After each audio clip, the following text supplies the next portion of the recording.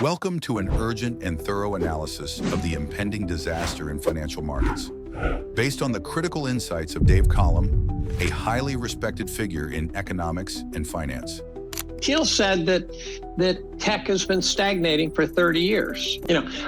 I could make the case potentially, and it has been made actually, but I didn't expect Thiel to say that. And yes, Jimmy Iorio, is inflation in any way sort of shrinking down to manageable numbers, which means the cost's still going up, but just slow. He said, no, it's the prices, the inputs are still rising very quickly. You can't find someone who actually knows prices who doesn't say the inputs are rising. In a world filled with financial noise and speculation, Colum has earned a reputation for offering grounded, data-driven perspectives on economic risks, helping us navigate through uncertainty.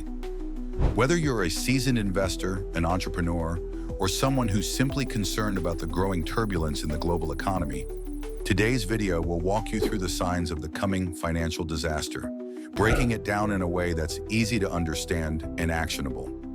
We'll dive deep into the core issues, such as excessive debt, rampant inflation, the Federal Reserve's limited tools, and the bursting of financial bubbles, all of which are converging into what could be the most significant economic meltdown of our lifetime. Let's begin by exploring how we got to this point. First, let's talk about the global debt crisis, which lies at the very heart of the impending disaster. Across the world, debt levels have ballooned to historic highs. Governments, corporations, and even individual households are drowning in debt, far beyond levels seen in previous economic cycles. The United States government, for instance, is saddled with over $33 trillion in national debt. That's a number so large it's almost incomprehensible. To put it into perspective, if you laid out 33 trillion $1 bills end to end, they would stretch to the moon and back almost 13 times. And it's not just the US. In Europe, Asia, and emerging markets, debt levels are similarly soaring. Global debt, which includes public and private debt, now stands at an eye-watering $300 trillion, more than 3 times global GDP. But here's the thing, debt by itself isn't necessarily a bad thing. It becomes a problem, though, when it grows so large that it's unmanageable, when paying even the interest on that debt becomes a struggle. This is where we stand today. For years, central banks, especially the US Federal Reserve, have been able to keep this debt burden under control by maintaining interest rates near zero, essentially allowing governments and corporations to borrow cheaply. In this environment, debt has been kicked down the road, delaying the inevitable reckoning.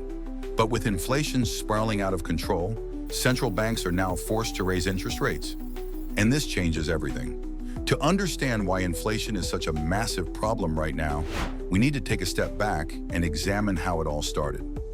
Over the last decade, and especially since the pandemic, central banks have printed trillions of dollars, euros, yen, and yuan in an attempt to prop up their economies. These policies, often called quantitative easing, QE, were designed to inject liquidity into the markets and spur economic activity. Initially, it seemed to work.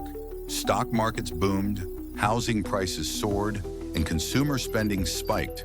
But this massive influx of money also had a dangerous side effect: inflation.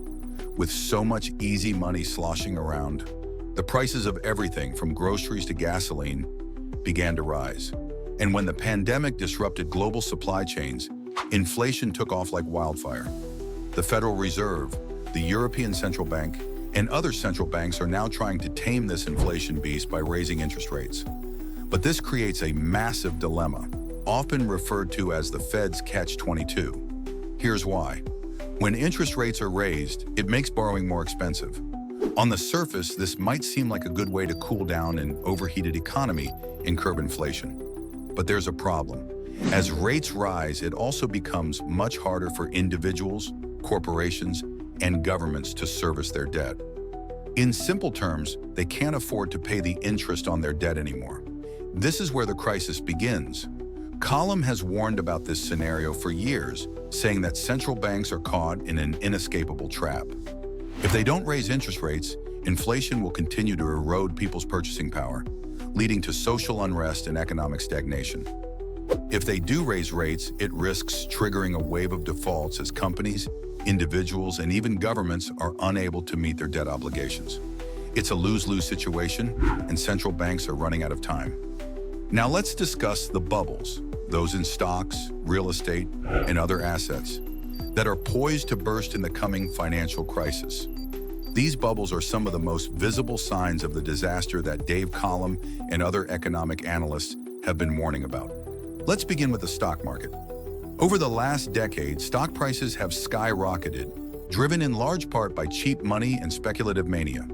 The U.S. stock market, led by tech giants like Apple, Amazon, and Tesla, has seen record valuations, with the S&P 500 and NASDAQ reaching all-time highs. But beneath the surface, there are serious problems. If you dig into the data, you'll notice that the current stock market rally has been driven by just a handful of companies. While the big tech firms continue to soar, many smaller companies are struggling to keep up.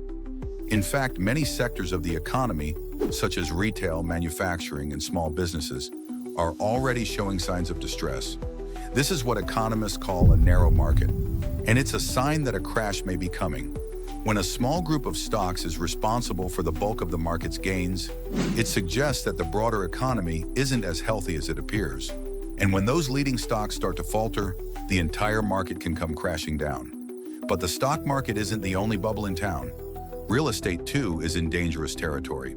Home prices have soared in recent years, driven by low interest rates and the perception that property is a safe investment. In cities around the world, from New York to London to Sydney, housing prices have reached unaffordable levels.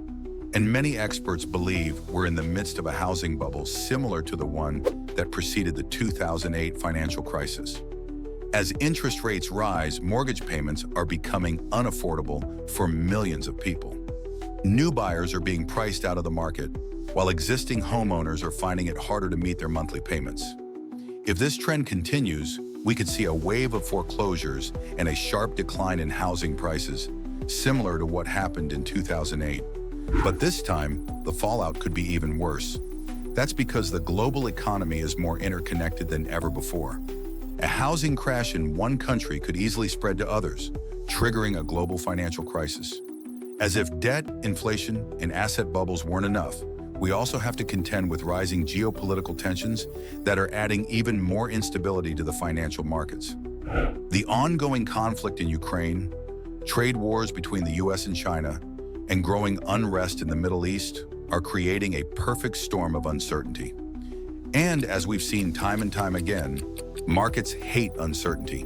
In recent months, we've seen investors flee to safe havens, like gold and US Treasury bonds, as geopolitical tensions escalate. But these moves are only short-term solutions.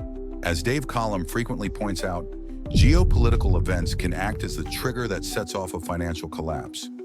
The conflict between Russia and Ukraine, for example, has already led to significant disruptions in global energy markets. Europe, which relies heavily on Russian natural gas, is facing an energy crisis that could plunge the region into a deep recession. At the same time, China's growing assertiveness on the global stage, particularly in its trade war with the US, is threatening to destabilize global supply chains. And then there's the Middle East. Historically, this region has been a flashpoint for geopolitical conflict, and any escalation in tensions, whether due to oil prices, religious conflicts, or political instability, could have a ripple effect across the global economy. As these geopolitical crises intensify, they could trigger panic in the financial markets, causing investors to dump risky assets and pile into safe havens. This flight to safety could exacerbate the already fragile state of the global economy, accelerating the financial collapse that Dave Colum has long predicted. It's easy to think that central banks will come to the rescue when the next crisis hits, just as they did during the 2008 financial meltdown. After all, central banks are supposed to be the guardians of economic stability, right? But here's the harsh truth.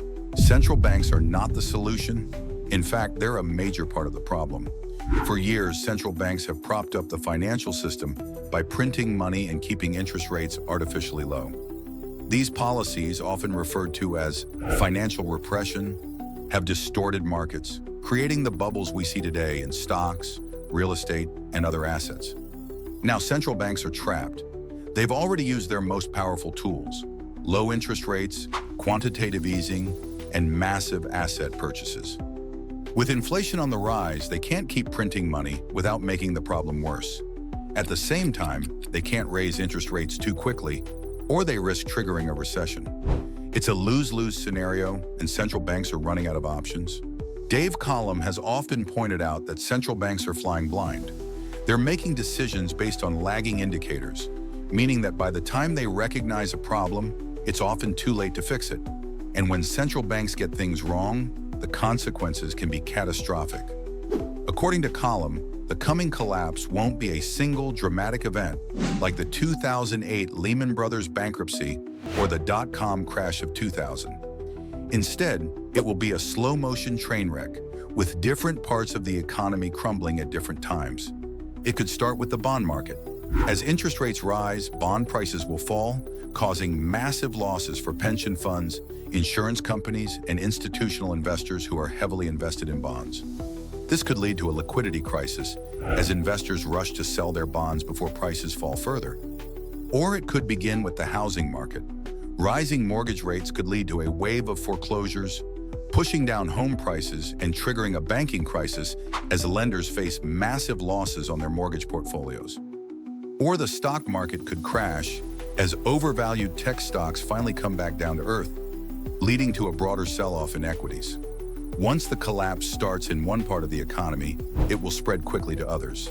A crisis in the bond market, for example, could trigger a banking crisis, which in turn could lead to a stock market crash. The domino effect is real and it's dangerous. First and foremost, Dave Colum advises caution. Now is not the time to take unnecessary risks. If you're heavily invested in overvalued stocks, real estate, or other speculative assets, it might be a good idea to take some money off the table. Yes, you might miss out on some short-term gains, but it's better to be safe than sorry when a crash is imminent. Diversification is also key. Make sure your investments are spread across different asset classes. Don't put all your money into one thing, whether it's stocks, bonds, or real estate. Instead, consider adding defensive assets like precious metals, gold and silver, inflation-protected bonds, or even cash to your portfolio. These assets may not generate massive returns, but they'll help you weather the storm when things get bad. Lastly, stay calm and be prepared for volatility. The coming months and years are likely to be extremely turbulent in the financial markets. We'll see wild swings in asset prices, and many investors will panic and make rash decisions. Don't be one of them. Stay informed, stay patient, and remember that the worst thing you can do during a crisis is panic. In conclusion, disaster is indeed coming to the financial markets. The warning signs are all around us, from soaring debt levels and rampant inflation to massive bubbles in stocks and real estate. Central banks are running out of options, and geopolitical tensions are adding even more uncertainty to the mix. But while the situation is dire, there are steps you can take to protect yourself. By staying informed, diversifying your investments, and being cautious with your risk, you can survive and even thrive during the coming financial collapse.